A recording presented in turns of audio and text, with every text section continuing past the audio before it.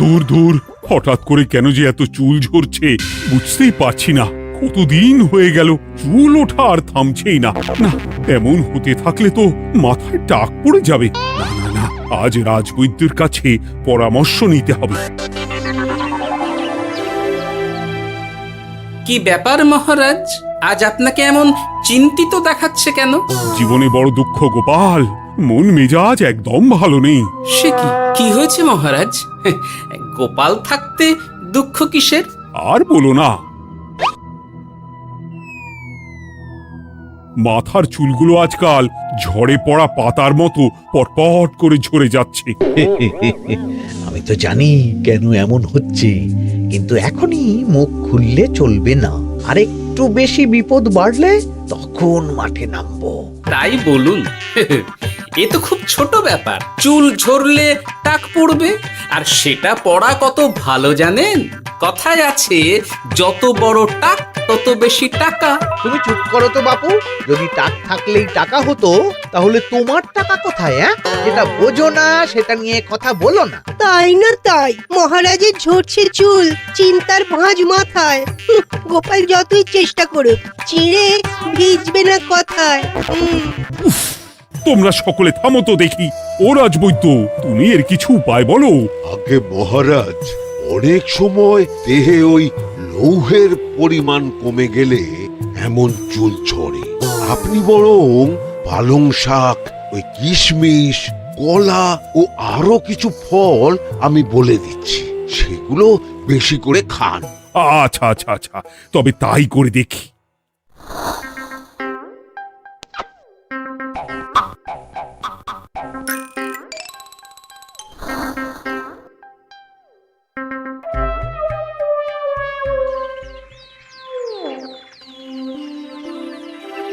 ও রাজবৈদ্য, তোমার কথা মতো শাক পাতা ফলমূল সবই তো খেলাম, চুল ঝরা বন্ধ তো হলোই না। জানতামই এমন হবে। কিন্তু মহারাজ, এমনটা তো হওয়ার কথা নয়। কিন্তু হচ্ছে তো। আরে আমার সাধে চুল, কোথায় চলে গেলি সব? এর জন্য তুমি দায়ী। তুমি এর জন্য শাস্তি পাবে বৈদ্য। আমাকে আমাকে ক্ষমা করে দিন মহারাজ, এমনটা হবে এ তো আমি ভাবতেই পারিনি। কিছু মনে করবেন না মহারাজ, ছোট মুখে বড় কথা বলছি, কিন্তু সত্যি এখানে রাজবৈদ্যর কোনো দোষ নেই। ওকে শাস্তি দেওয়াটা ঠিক হবে না মহারাজ। দেখেছেন মহারাজ, গোপালের সাহসটা দেখেছেন? আপনার মুখের উপর কথা বলছে। তা বলি, তুমি যখন এতই বোঝো, তাহলে নিজেই একটা আস্ত লোহা খেয়ে দেখো না, তোমার মাথায় চুল গজাচ্ছে কিনা। ঠিকই আছে, এসব মূর্খের মতো কথা কেবল আপনার থেকেই আশা করা যায় মন্ত্রী মশাই। মহারাজ, আপনি বিচক্ষণ মানুষ, আমার শুধু অনুরোধ, আরেকবার ভেবে দেখবেন। ঠিক আছে, রাজবৈদ্যকে আমি শাস্তি দেব না, কিন্তু সকলের জন্য আমার একটা ঘোষণা আছে। কি ঘোষণা? আমার এই কঠিন সমস্যা যে দূর করে দিতে পারবে, তাকে আমি বিশেষ পুরস্কারে ভূষিত করব। এই তো পেয়েছি, এই সুযোগ কোনোভাবেই হাতছাড়া করা চলবে না। এবারের সমস্যাটা সত্যি বেশ কঠিন। কি করলে যে মহারাজের চুল পড়া বন্ধ হবে সেই উপায় মাথাতেই আসছে না। হঠাৎ করে কেন যে এমন হলো কে জানে।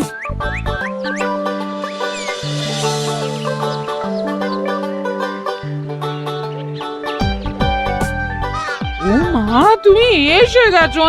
একটু বসো, আমি তেলটা মেখেই হাত ধুয়ে খাবারটা বাড়ছি। হ্যাঁ, সে ঠিক আছে, কিন্তু তুমি কিসের তেল মাখছো এটা? কি আবার মাথার চুলের তেল? এখানেও চুল, ওদিকে মহারাজেরও চুল ঝরে পড়া নিয়ে আমরা সবাই হিমশিম খাচ্ছি গিন্নি। আরে, মহারাজের অত সুন্দর কালো চুলগুলো ঝরে যাচ্ছে, এ তো ভারী দুঃখের কথা। সে আর বলতে, ওই জন্যই তো আমি বাবা মাথায় এই জড়িবুটি তেল মাখি। এতে চুলের গোড়া শক্ত করে, চুলকে ভালো রাখে, নতুন চুল গজায় সব। হ্যাঁ। কি কি বললে? নতুন চুলও গজায়? সত্যি? হ্যাঁ। বাহ, তাহলে আর চিন্তা কি। আমাকে এই তেলটা একটু দিতে পারবে গিন্নি? মহারাজকে দিয়ে আসি। উনি বলেছেন যে ওনার সমস্যা দূর করতে পারবে তাকে উনি পুরস্কার দেবেন। ওমা, এই তাই নাকি? এ তো দারুণ ব্যাপার গো। নাও নাও নাও, তেলখানা নিয়ে মহারাজকে কাল দিয়ে এসো তাহলে। আর জানিয়ে দিও, দিনে 2 বার কিন্তু তেল মাখতেই হবে। হ্যাঁ, আচ্ছা ঠিক আছে।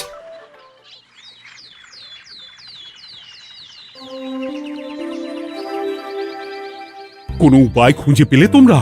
আগে মহারাজ, আমি আপনার জন্য নকল চুল বানিয়ে এনেছি। যতদিন আপনার চুল পড়া বন্ধ না হচ্ছে ততদিন আপনি এটা পরে ব্যবহার করতে পারেন।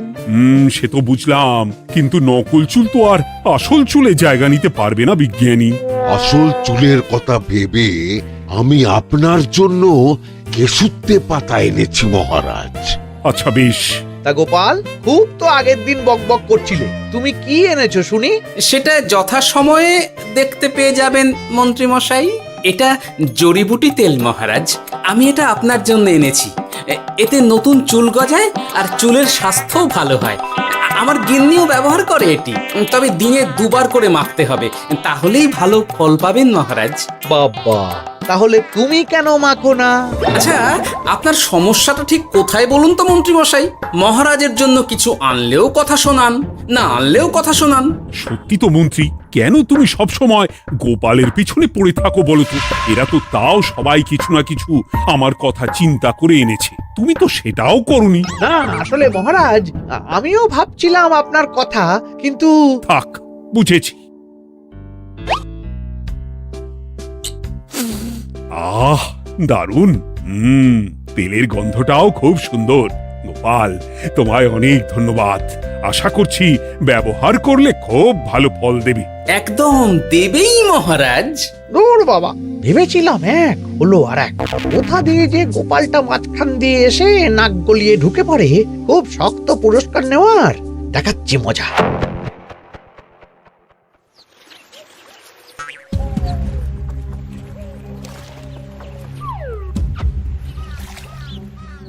এবারে গোপালের তেল দিয়েই সব কিছু তোলপাড় করব।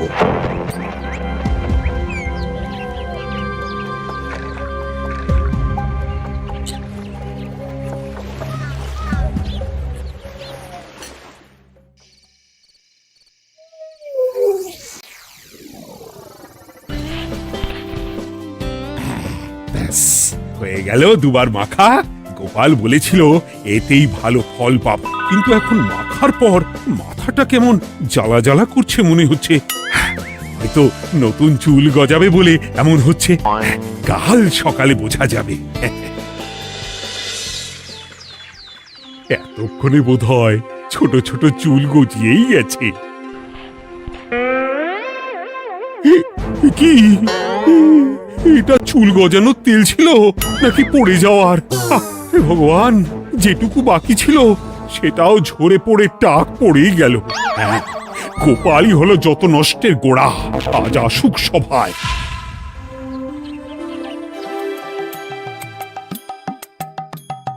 এই যে এখন এলেন উনি। ও কি মহারাজ, আপনি এমন কাপড় মাথায় জড়িয়ে বসে আছেন কেন? তুমি আর এমন প্রশ্ন জিজ্ঞাসা করো না গোপাল, তোমার দয়াতেই মহারাজের এমন অবস্থা। মানেটা আমি তোমায় দেখাচ্ছি, দাঁড়াও। এই যে গোপালের দেওয়া তেল মেখেই আমার এমন হয়েছে, আর তার জন্য আমি তোমাকে কোনোদিনও ক্ষমা করব না গোপাল। বিশ্বাস করুন মহারাজ, আমার গিন্নিও মাখে এই তেল, কিন্তু এমন কিছু তো এখনো পর্যন্ত ঘটেনি। আমি আর কিচ্ছু শুনতে চাই না। আমার মাথা ভর্তি চুল আমি ফেরত চাই।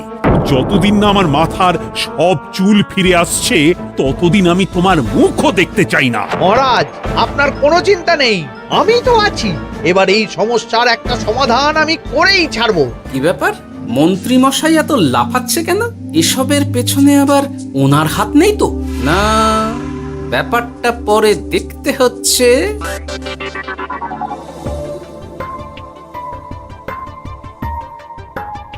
আমি বলি কি মহারাজ, এই সময়টা বরং আপনি নকল চুলটা মানে পরচুলা ব্যবহার করুন। হ্যাঁ, অগত্যা, কিছু তো একটা গন্ডগোল আছেই।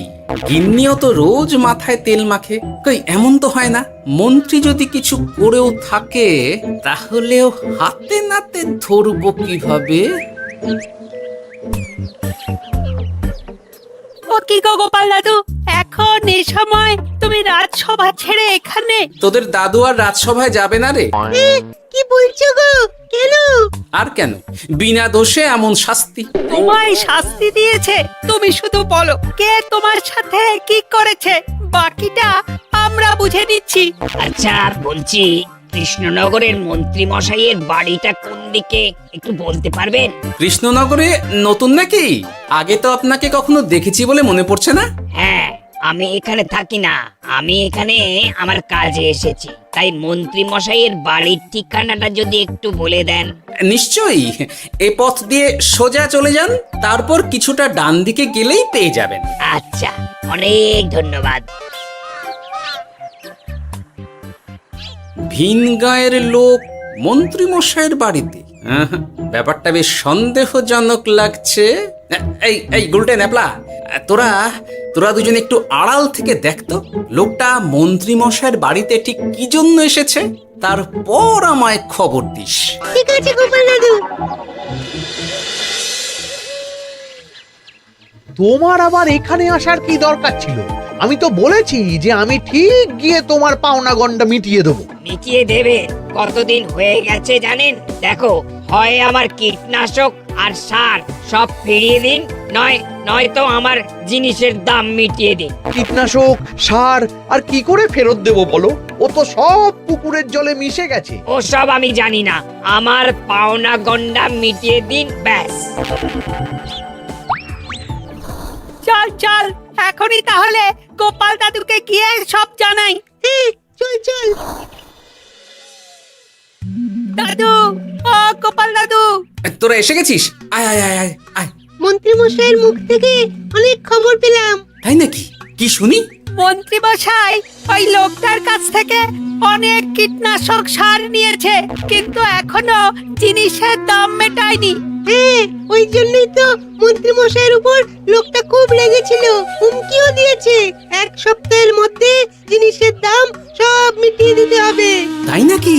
কিন্তু কীটনাশক সার নিয়ে মন্ত্রী মশাই কি করবে? সেটা তো বলতে পারবো না দাদু।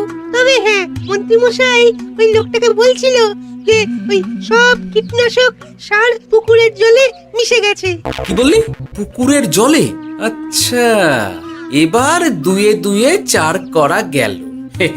অনেক ধন্যবাদ রে তোদের। বল বল, তোরা কি খাবি? কিচ্ছু লাগবে না গোপাল দাদু, তবে ভোলা বয়ের আর মিষ্টি খাওয়ালে। আচ্ছা আচ্ছা। কি করে যে মহারাজকে আসল ব্যাপারটা বোঝাই, কিছু তো একটা উপায় বের করতেই হবে। তা বলি বাবা, রাজসভায় যেতে হবে না বলে কি সারাদিন এইভাবেই শয়নে শয়নে দিন কাটাবেন বাবা? হ্যাঁ, উপায় পেয়ে গেছি। বুঝলে গিন্নি, আমাকে একটা জায়গায় যেতে হবে, বুঝলে? তারপর ওখানে যদি কাজ হয় তাহলে আগামীকাল রাজসভায় আমি যাব। কিন্তু তুমি যে বলেছিলে তোমার এখন ছুটি। হ্যাঁ, কি আর করি বলো, গুরুত্বপূর্ণ একটা কাজ, তাই যেতেই হবে। আচ্ছা যাও। ওই গো বিজ্ঞানী। আরে গোপাল যে, বলো। এই যে বিজ্ঞানী, একটা বিশেষ দরকারে তোমার কাছে এলাম, বুঝলে? হ্যাঁ, বলোই না। আচ্ছা, এই দূষিত জলকে কিভাবে আবার পরিশুদ্ধ করে বলতে পারবে? কেন পারবো না? জলের মধ্যে একটু চুন আর ফটকিরি দিয়ে দিলেই জল আবার দূষণমুক্ত হয়ে যাবে। তবে ওগুলো দেওয়ার পর কিছুদিন সেই জলকে ব্যবহার করা বন্ধ রাখতে হয়। হ্যাঁ। আচ্ছা আচ্ছা, অনেক ধন্যবাদ। আসি তাহলে, হ্যাঁ?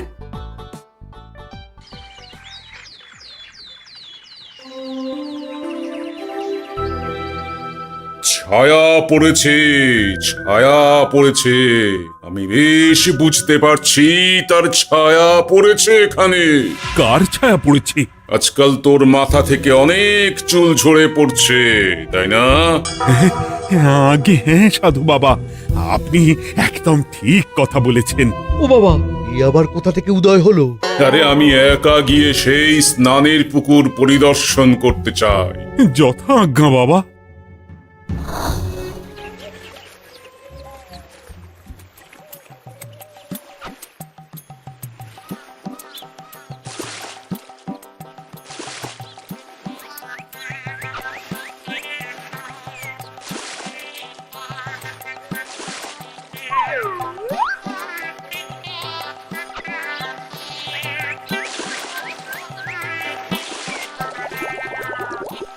যাক বাবা, মোটামুটি সপ্তাহখানেক এভাবে থাকলেই পুকুরের জল আবার আগের মতো পরিষ্কার হয়ে যাবে। এবার শুধু মহারাজকে একটু বুঝিয়ে বললেই হয়ে যাবে।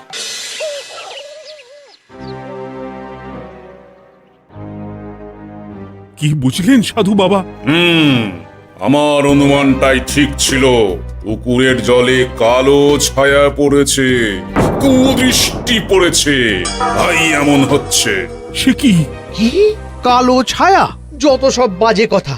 জল দূষণ করলাম আমি, আর দোষ পড়ছে কালো ছায়ার উপর। তাহলে এখন কি হবে? চিন্তার কোনো কারণ নেই। আমি মন্ত্রপুত ভস্য ছড়িয়ে দিয়েছি। 1 সপ্তাহ ওই পুকুরের জল স্পর্শ তো দূর, পুকুরের কাছেও যাওয়া নিষেধ। তাহলে আমার মোহরের কি হবে?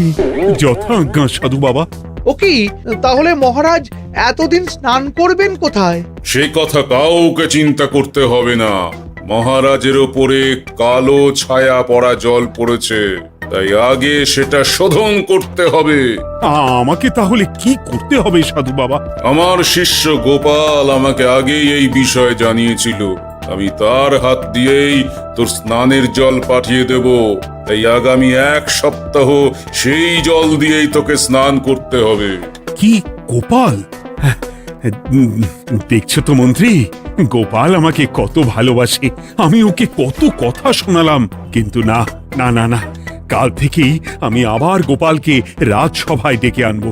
আমি আসছি, আমার কাজ হয়ে গেছে। আর হ্যাঁ, তোর স্নানের পুকুরের চারিদিকে প্রহরীর বন্দোবস্ত কর। কাক পক্ষীও যেন ওখানে প্রবেশ করতে না পারে। আচ্ছা বাবা, আচ্ছা।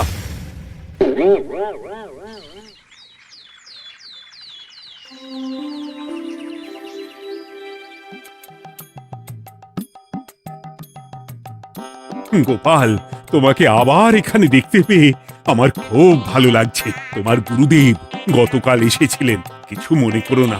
না বুঝেই তোমাকে অনেক কথা শুনিয়েছি। না মহারাজ, আমি জানি আপনি আমাকে খুব ভালোবাসেন, তাই আমি কিছু মনে করিনি মহারাজ। এই নিন, আমি আপনার স্নানের জল এনেছি। হ্যাঁ হ্যাঁ হ্যাঁ, দাও দাও দাও।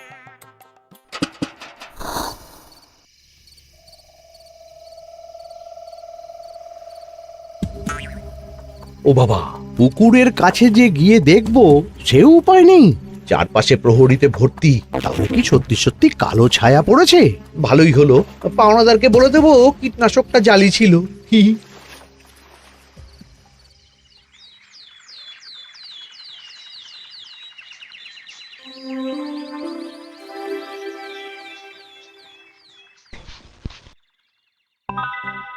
এই তো আমার সেই পুরনো কালো চুলগুলো আবার ফিরে এসেছে।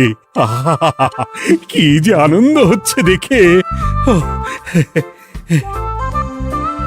আজ 1 সপ্তাহ সম্পূর্ণ হলো। গোপালের জন্য আমার স্নানের পুকুর থেকে কালো ছায়া দূর হয়েছে। আমাকে এই সমস্যা থেকে দূর করার জন্য আমি গোপালকে 100টি মোহর উপহার দিতে চাই। ধন্যবাদ মহারাজ। দূর, আমার আর ভালো লাগে না। সব সময় গোপালই মোহর পায়, এটা তো আমার পাওয়ার কথা ছিল। এদিকে আজকে পাওনাদারও আসবে।